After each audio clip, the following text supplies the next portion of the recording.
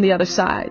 I'm going to take shame and I'm not going to allow it to just take over my life. Some of you have had abortions and you're ashamed about it. Some of you maybe were strippers, you stripped and you're ashamed about it. Maybe you're in a relationship that other people think that you ought to be out of at this point in time and you're ashamed about it. Maybe you're doing something behind closed doors and you've got shame concerning it. And so you don't want to talk about it. You don't want to even acknowledge it. But what the enemy wants is for you to walk in shame. As a young woman having a first abortion and having a second abortion and having a child from me out of wedlock, the enemy never wanted me to talk about those things, but he wanted me to keep those things under wraps. He never wanted me to be a testament and have a testimony to women who now today call it a badge of honor to have abortions, who say my body, my choice. Because what the enemy doesn't want me to talk about is the shame that comes with the debilitating shame, condemnation, and feelings of humiliation even that come with having gotten on the table and having them snatch the child limb by limb out of my womb, murdering my own. He doesn't want us to talk about a deception that he's brought in to make you think that there's freedom in that. When most women go through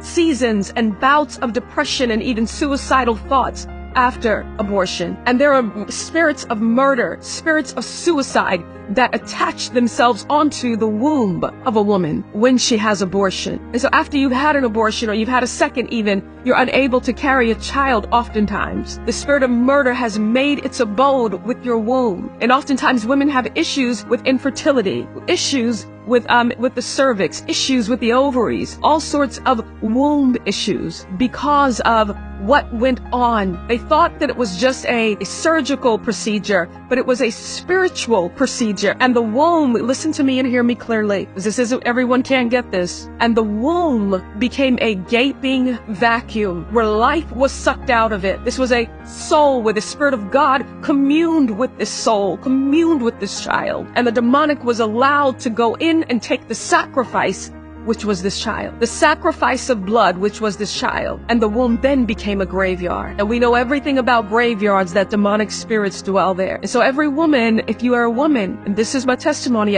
come on. Shame. The shame.